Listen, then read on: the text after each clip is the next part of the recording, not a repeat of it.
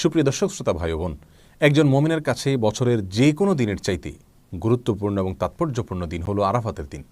কারণ রাসূল আকরাম সাল্লাল্লাহু আলাইহি ওয়াসাল্লাম এই দিন প্রসঙ্গে বলেছেন, এই দিনে আল্লাহ সুবহানাহু ওয়া তাআলা যত বেশি সংখ্যক মানুষকে জাহান্নাম থেকে মুক্তি দিয়ে থাকেন, বছরের অন্য কোনো দিনে এত বেশি সংখ্যক মানুষকে আল্লাহ সুবহানাহু ওয়া তাআলা জাহান্নাম থেকে মুক্তি দান করেন না। অপর এক হাদিসে আসছে, তিনি বলেছেন, আফদালুদ দুআই দুআউ ইয়াউমি আরাফা। সারা বছর জুড়ে যে কোনো সময়ে মানুষ যত দোয়া আল্লাহ সুবহানাহু ওয়া তাআলার কাছে করে না কেন, তমধ্য থেকে সবচেয়ে উত্তম, সবচেয়ে বেস্ট দোয়া হলো আরাফাতের দোয়া। প্রিয় দর্শক, আরাফাতের দিনে যারা আরাফাতের ময়দানে অবস্থান করেন অর্থাৎ হাজী সাহেবগণ, তাদের জন্য রাসূল আকরাম সাল্লাল্লাহু আলাইহি ওয়াসাল্লাম অনেকগুলো আমলি কথা বলেছেন, বাতলেছেন। আর যারা আরাফাতের দিনে আরাফাতের ময়দানে অবস্থান করছেন না, বরং পৃথিবীর বিভিন্ন প্রান্তে ছড়িয়ে ছিটিয়ে আছেন, যারা হজ করছেন না, তাদের জন্য আরাফাতের দিনে বিশেষ কোনো করণীয় আছে কিনা, আজ আমরা সে বিষয়ে আলোকপাত করতে চাই। প্রিয় দর্শক, এ প্রসঙ্গে শুরুতেই বলতে চাই, আরাফাতের দিনে যারা হজ করছেন না, তাদের জন্য সবচেয়ে গুরুত্বপূর্ণ আমল হলো ওই দিনে নফল সিয়াম পালন করা, নফল সিয়াম রাখা। এ প্রসঙ্গে সহিহ মুসলিমের হাদিসে আসছে, রাসূল আকরাম সাল্লাল্লাহু আলাইহি ওয়াসাল্লাম ইরশাদ করেছেন, সিয়াম ইয়াউমি আরাফা আহতাসিবু আলাল্লাহি আন ইউকাফিরা আস-সানাতা আল্লাতী ক্বাবলাহু ওয়াল্লাতী বা'দাহু। অর্থাৎ আরাফার দিনে যদি কেউ নফল সিয়াম রাখে, যারা হজ করছেন না অবশ্যই তাদের জন্য, হাজী সাহেবদের জন্য এটা প্রযোজ্য নয়, তাহলে এই নফল সিয়াম আল্লাহ সুবহানাহু ওয়া তাআলার মাধ্যমে আমি আশা করি যে বান্দার 1 বছর পূর্বের এবং 1 বছর পরের গুনাহ আল্লাহ সুবহানাহু ওয়া তাআলা মাফ করে দিবেন। প্রিয় দর্শক, অতএব আরাফাতের দিনের সবচেয়ে বড় আমল, প্রধান আমল হলো এই দিনে আমরা সিয়াম পালন করব। আরাফাতের দিনে সিয়াম আমরা ঠিক কোন দিনে পালন করব, এ নিয়ে যথেষ্ট ধোঁয়াশা এবং বিতর্ক রয়েছে।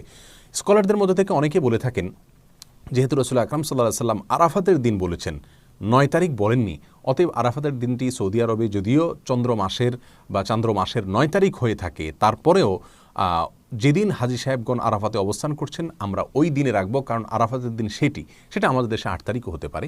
আর অনেক স্কলারগণ বলেছেন, রাসূল আকরাম সাল্লাল্লাহু আলাইহি ওয়াসাল্লাম আরাফাতের দিনে সিয়াম রাখতে বলেছেন, আর আরাফাতের দিন যেহেতু 9 তারিখ হয়ে থাকে, অতএব 9 তারিখকেই তিনি মূলত উদ্দেশ্য করেছেন, বুঝিয়েছেন। বিধায় আমরা পৃথিবীর যে প্রান্তে থাকি না কেন, আমরা 9 তারিখে রাখবো, আমাদের দেশে যেদিন 9 তারিখ সেদিন রাখবো, সেদিন সৌদি আরবে ঈদের দিনও হতে পারে। যাই হোক, এখানে দুটি মত আমরা দেখতে পাচ্ছি। এই দুটি মতের কোনোটি রাসূল আকরাম সাল্লাল্লাহু আলাইহি ওয়াসাল্লামের সুস্পষ্ট কোনো হাদিস দ্বারা সরাসরি সমর্থিত নয়, বরং এই দুটি মতই গবেষণামূলক। আমরা যেই মতটি আমাদের কাছে বেশি যৌক্তিক মনে হবে সেটার উপর আমরা আমল করতে পারি। আর যদি উভয় দিনে আমরা নফল সিয়াম রাখি, অর্থাৎ চন্দ্র মাসের 8 এবং 9 উভয় দিনে যদি আমরা সিয়াম রাখি, তাহলে সেটা সবচেয়ে উত্তম। কারণ কোনো বর্ণনা দ্বারায় জিলহজের প্রথম দশকের প্রথম 9 দিনই সিয়াম রাখার কথা, সিয়াম পালন করার কথা বোঝানো হয়েছে, নির্দেশ করা হয়েছে। কোনো বর্ণনা দ্বারা এরকমটি বোঝা যায়। বিধায় আমরা জিলহজের 8 এবং 9 উভয় দিনে সিয়াম পালন করতে পারি। তাহলে আরাফাতের দিন উপলক্ষে সর্বপ্রথম এবং সবচেয়ে বড় কাজ হলো একজন মুমিনের জন্য যারা হজ করছেন না, আরাফাতে অবস্থান করছেন না, আরাফাতের দিনে ওই দিনে সিয়াম পালন করবেন। আর দ্বিতীয় আমল হলো লা ইলাহা ইল্লাল্লাহু ওয়াহদাহু লা শারীকা লাহু লাহুল মুলকু ওয়া লাহুল হামদ ওয়া হুয়া আলা কুল্লি শাইইন কাদির। এই বাক্যগুলো বেশি থেকে বেশি বলা, পাঠ করা আরাফাতের দিনে। রাসূল আকরাম সাল্লাল্লাহু আলাইহি ওয়াসাল্লাম বলেছেন, ওয়া আফদালু মা কুলতু ওয়াল আম্বিয়াউ মিন ক্বাবলি লা ইলাহা ইল্লাল্লাহু ওয়াহদাহু লা শারীকা লাহু লাহুল মুলকু ওয়া লাহুল হামদ ওয়া হুয়া আলা কুল্লি শাইইন কাদির। অর্থাৎ আমি যত বাক্য আমার মুখ দ্বারা উচ্চারণ করেছি, যত জিকির করেছি আমি এবং আমার পূর্বে যত নবীগণ যত জিকির করেছেন, তার ভিতরে সবচেয়ে উত্তম জিকির হলো এটি। রাসূল আকরাম সাল্লাল্লাহু আলাইহি ওয়াসাল্লাম এই জিকির আরাফাতের দিনে, এই দোয়াকে, এই বাক্যগুলোকে আরাফাতের দিনে পাঠ করার ফলে বিশেষভাবে নির্দেশ দান করেছেন। এই দোয়াগুলো বা এই বাক্যগুলো যদিও হাজী সাহেবদের জন্য, যারা আরাফাতের মধ্যে অবস্থান করছেন তাদের জন্য বলা হয়েছে, তারপরেও এই বাক্যগুলো যারা হজ করছেন না বা আরাফাতের দিনে আরাফাতের ময়দানে বাইরে আছেন তারাও পাঠ করতে পারেন। এটাই বিশুদ্ধ মত। কারণ রাসূল আকরাম সাল্লাল্লাহু আলাইহি ওয়াসাল্লাম এখানে নির্দিষ্ট করে দেননি যে শুধুমাত্র আরাফাতের দিনে যারা অবস্থান করছেন তারাই পড়বে, বরং আরাফাতের দিনে যে আমলগুলো আছে সেগুলো দিনের সাথে তিনি সম্পৃক্ত করেছেন। হ্যাঁ, যারা সেই দিনে আরাফাতের ময়দানে অবস্থান করে এই বাক্যগুলো বলতে পারবেন বা আরাফাতের ময়দানের যে সমস্ত আমলগুলো আছে সেগুলো করতে পারবেন, সন্দেহাতীতভাবে যারা বাইরে থেকে করছেন তাদের চাইতে তারা অনেক বেশি ফজিলতের অধিকারী হবেন, অনেক বেশি মর্যাদার অধিকারী হবেন, সেটা বলাই বাহুল্য। কিন্তু যেহেতু আরাফাতের দিনের আমলগুলোকে রাসূল আকরাম সাল্লাল্লাহু আলাইহি ওয়াসাল্লাম দিনের সঙ্গে সম্পৃক্ত করেছেন, অতএব ওই দিনে পৃথিবীর যে প্রান্তে মানুষ থাকুক না কেন, সেই দিনে যদি মানুষ বেশি থেকে বেশি সে আমলগুলো করে, তাহলে তারাও ইনশাআল্লাহ বিইজনিল্লাহ ফজিলত পাবে। অতএব আমরা দ্বিতীয় আমল হিসাবে আরাফাতের দিনে বেশি থেকে বেশি এই বাক্যগুলো পাঠ করব, লা ইলাহা ইল্লাল্লাহু ওয়াহদাহু লা শারীকা লাহু লাহুল মুলকু ওয়া লাহুল হামদ ওয়া হুয়া আলা কুল্লি শাইইন কাদির। আরাফাতের দিনের তৃতীয় আমল হলো, যেহেতু আরাফাতের দিনে সিয়াম পালন করা সুন্নাহ, আর সিয়াম পালন করলে যদি কোনো ব্যক্তি সিয়াম পালন করে তাকে ইফতার করানোর ফলে ওই রোজাদার ব্যক্তি রোজা রেখে যে পরিমাণ সওয়াব পান, ইফতার করানো ব্যক্তিকে আল্লাহ সুবহানাহু ওয়া তাআলা সমপরিমাণ সওয়াব দান করেন।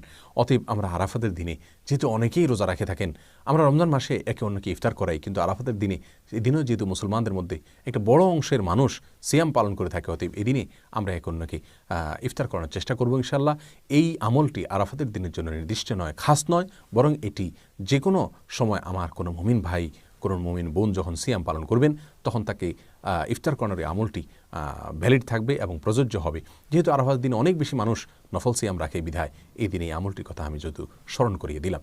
আরাফাতের দিনে আরেকটি আমল আমরা করতে পারি, তা হলো বেশি থেকে বেশি আল্লাহ সুবহানাহু ওয়া তাআলার কাছে দোয়া করা। কারণ রাসূল আকরাম সাল্লাল্লাহু আলাইহি ওয়াসাল্লাম বলেছেন, আফদালুদ দুআ দুআউ ইয়াউমি আরাফা। আরাফাতের দিনের দোয়া হলো সারা বছরের যে কোনো দিনের মধ্যে সবচেয়ে উত্তম, সবচেয়ে বেস্ট দোয়া। অতএব এই দিনে আমরা আল্লাহ সুবহানাহু ওয়া তাআলার কাছে বেশি বেশি করে দোয়া করব।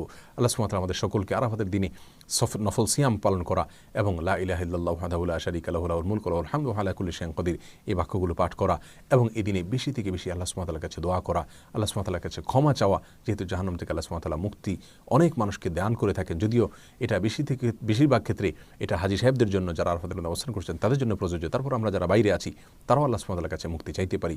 সেই সাথে যারা সিয়াম পালন করে থাকেন আমাদের আশেপাশে জানাশোনা, আমাদের নিকটাত্মীয় অথবা প্রতিবেশীদের মধ্যে থেকে, যে কোনো মুসলমানদের মধ্যে থেকে, তাদেরকে আমরা এই দিনে ইফতার করার চেষ্টা করবো। আল্লাহ সুবহানাহু ওয়া তাআলা আমাদের সকলকে আরাফাতের দিনের সমস্ত মর্যাদাগুলোকে নিজের করে নেওয়ার তৌফিক দান করুন এবং আমাদের যে সমস্ত ভাইরা আরাফাতের দিনে আরাফাতের ময়দানে অবস্থান করছেন, আল্লাহ সুবহানাহু ওয়া তাআলা তাদের সমস্ত দোয়াগুলোকে, সমস্ত নেক আমলগুলোকে, সমস্ত ইবাদতবন্দিকে, সমস্ত সুন্নাহগুলোকে কবুল এবং মঞ্জুর করেন। জাযাকুমুল্লাহু খায়রা। আসসালামু আলাইকুম ওয়া রাহমাতুল্লাহি ওয়া বারাকাতুহু।